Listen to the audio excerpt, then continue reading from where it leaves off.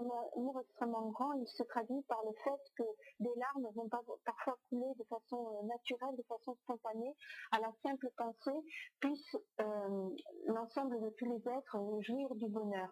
Et c'est quelque chose qu'on peut observer, par exemple une mère lorsqu'elle voit son enfant, elle a par exemple un fils unique ou une fille unique, il arrive parfois des moments où lorsqu'elle retrouve cet enfant de joie, enfin de bonheur, elle va pleurer. C'est un amour très grand qu'elle a pour son enfant et qui peut aller jusqu'à la faire pleurer. Et lorsque l'on a ce type de réaction, mais qui est suscité cette fois-ci par l'ensemble de tous les êtres et non pas par une personne bien particulière, eh bien on parle de l'amour extrêmement grand.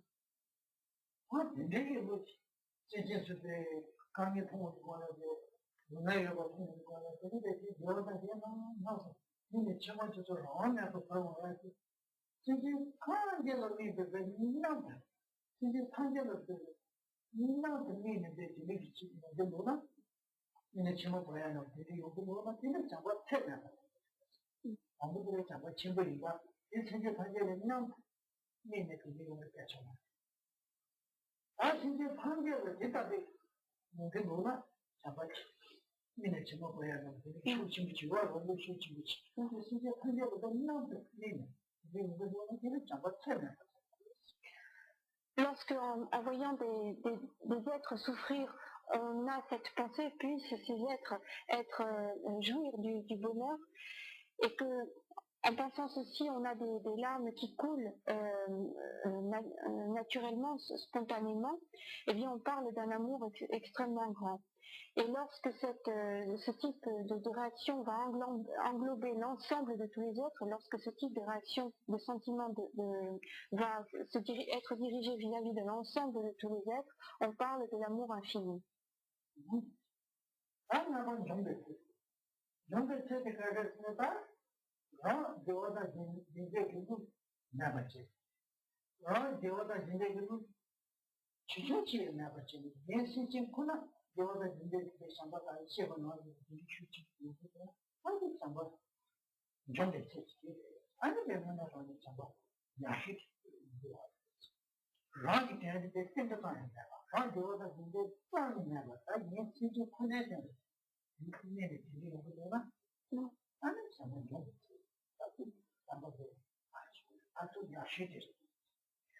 Le cinquième point qui permet de faire cette approche de cette présentation de l'amour, c'est donc le moment où l'on arrive à un plein développement de cet amour.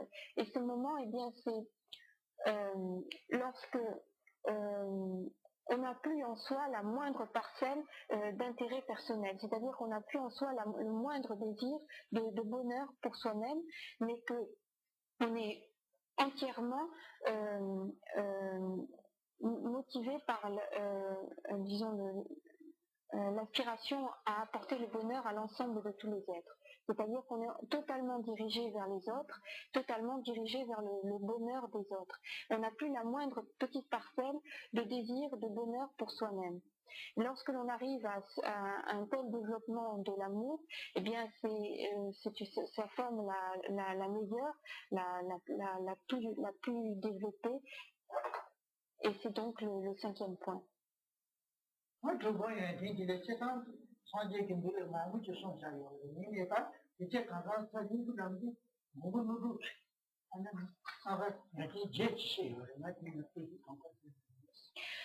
Quant au sixième point, c'est-à-dire les bénéfices qu'il y a à développer en soi cet amour, eh bien, c'est le thème de nombreux enseignements du Bouddha. On en retrouve de nombreux enseignements sur ce sujet dans les sutras, dans les recueils de paroles du Bouddha.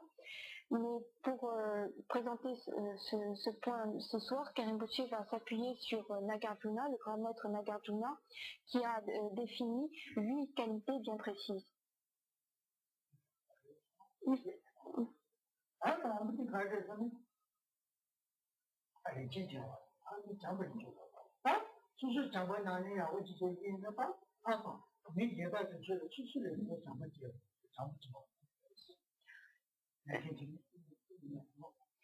le premier le premier bénéfice, le premier mérite, eh bien, c'est que lorsque l'on développe en soi, on cultive en soi l'amour,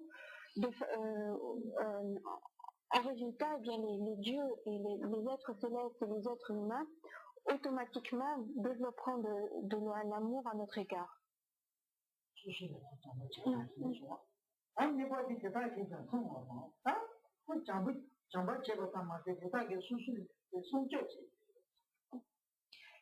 Deuxième point, deuxième bénéfice, non seulement ils développeront de l'amour à notre égard, mais également ils auront une attitude protectrice, c'est-à-dire que les êtres célestes nous protégeront, les êtres humains et les êtres célestes nous protégeront. Protection. Pardon.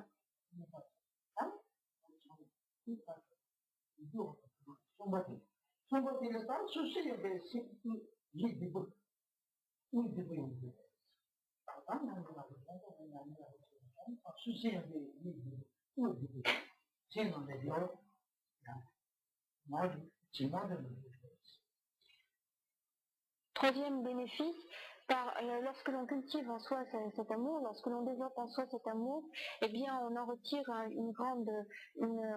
grand bonheur. On se sent plus facilement serein, avec un plus grand bonheur. On ressent un plus grand bonheur.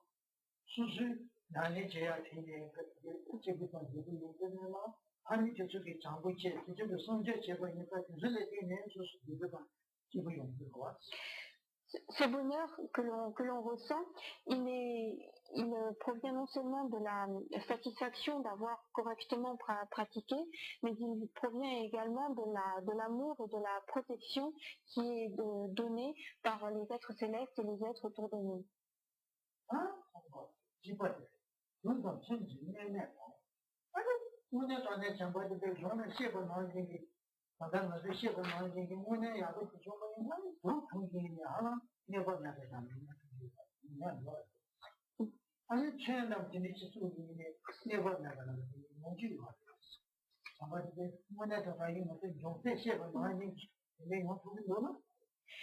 Quatrième bénéfice, c'est un bénéfice que l'on va,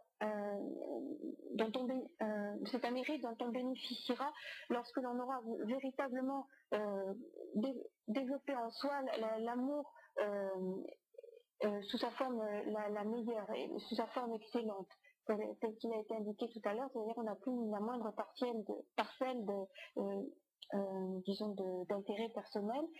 Et lorsque l'on arrive à ce niveau-là, le quatrième bénéfice, c'est que l'on n'est plus atteint par les poisons et que l'on est également, on n'est presque pas atteint par les armes. C'est-à-dire que les poisons, les armes auront beaucoup moins d'atteinte sur nous.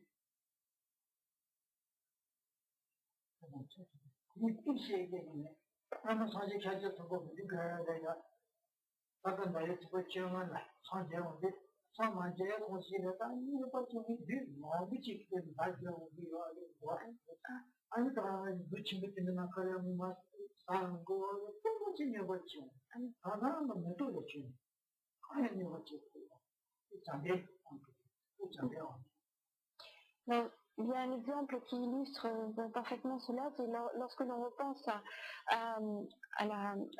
au Bouddha Shakyamuni, lorsqu'il est dans ses veilles, où il va montrer la réalisation de l'éveil. À ce moment-là, il y a l'attaque des démons, l'attaque des armées démoniaques qui viennent et qui tirent des flèches, qui envoient toutes sortes d'armes pour lui nuire. Et toutes ces armes, toutes ces flèches, tous ces projectiles qui sont envoyés pour lui causer du tort se transforment en fleurs qui tombent tout doucement sur lui. Et ce qui se passe à ce moment-là, eh bien, c'est dû à l'amour qui a été développé par le Bouddha.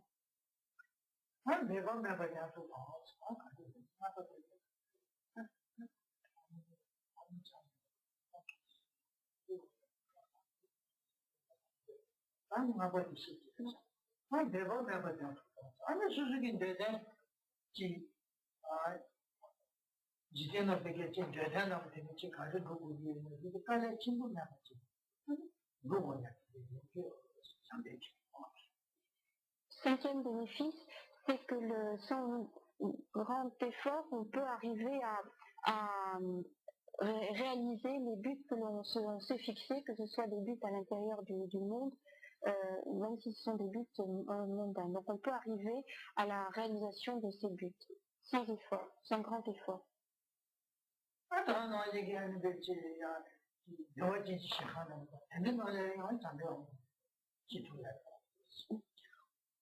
On peut également obtenir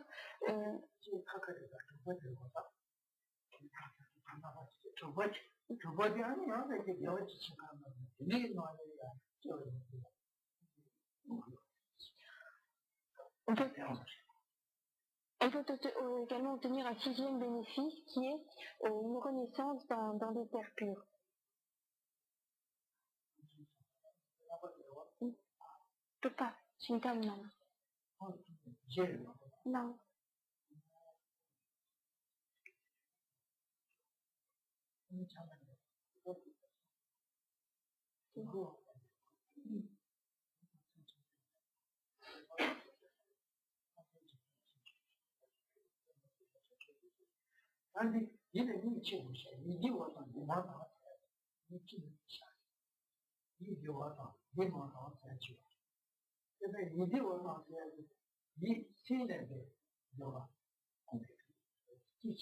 Qui sont pas là.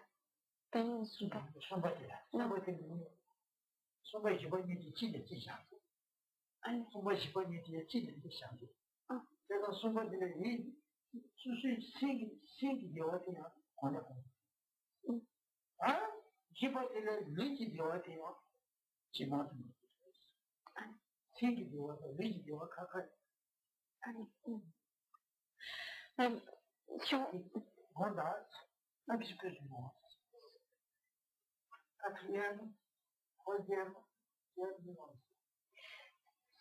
Il y a donc eu 8 bénéfices, et le troisième bénéfice était le bonheur que l'on allait ressentir en développant en soi cet amour. Ce bonheur, il faut en fait distinguer deux formes de bonheur. Il y a le bonheur mental, spirituel, le bonheur de l'esprit. Le fait que l'on ressent beaucoup plus de joie, beaucoup plus de sérénité, beaucoup plus de bonheur lorsque l'on cultive l'amour. Et le quatrième point, c'était un bonheur physique, c'est-à-dire on ressent une plus grande maniabilité, enfin on se sent beaucoup mieux dans son corps, et c'est là le quatrième bénéfice, qui résulte également de l'amour.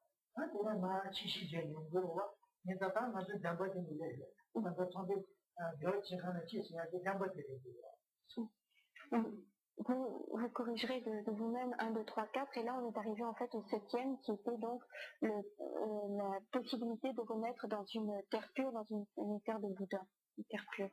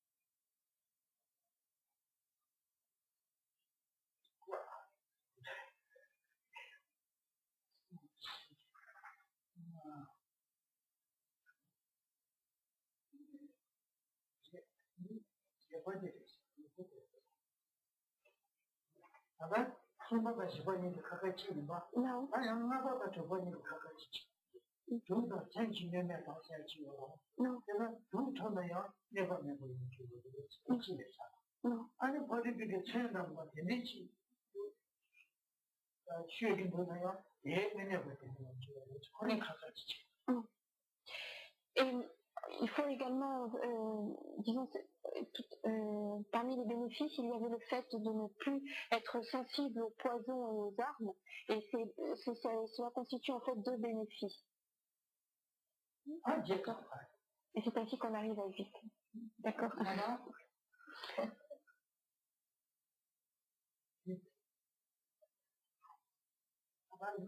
5 ici.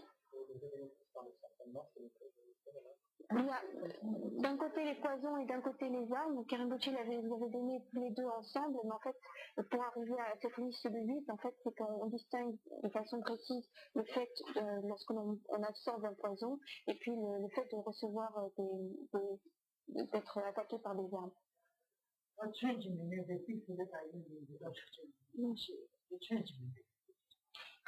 L'exemple qu'a donné Karimbuchi, donc l'assaut qui a été fait, l'assaut de Mara pour le Bouddha, illustre donc les armes, le fait de ne plus être sensible aux armes.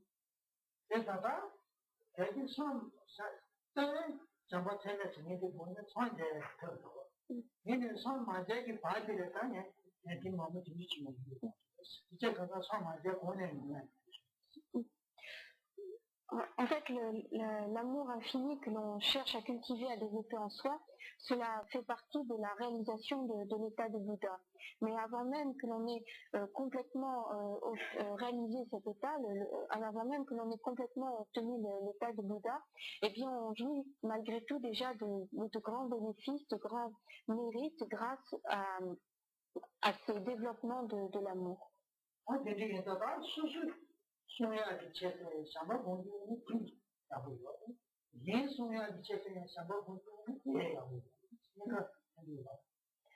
Donc, on peut cultiver, chercher à développer cet amour, cultiver cet amour en soi pour soi-même, pour se protéger soi-même, pour obtenir soi-même des mérites, des bénéfices. On peut également penser qu'on développe cet amour pour les autres. C'est-à-dire qu'on se place de son propre point de vue ou du point de vue des autres, ce développement de l'amour est bénéfique.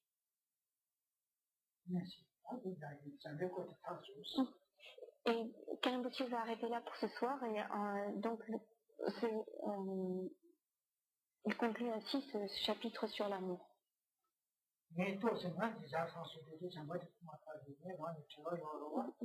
Si Françoise Papa n'est pas là, les enfants, je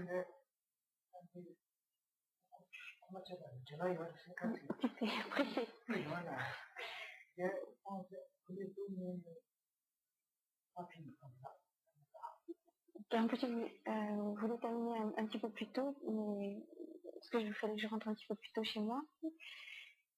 Mais il voulait quand même terminer l'amour. Donc voilà, c'est fait. Très gentil. Vraiment, vivement penché le marché. Avant voilà.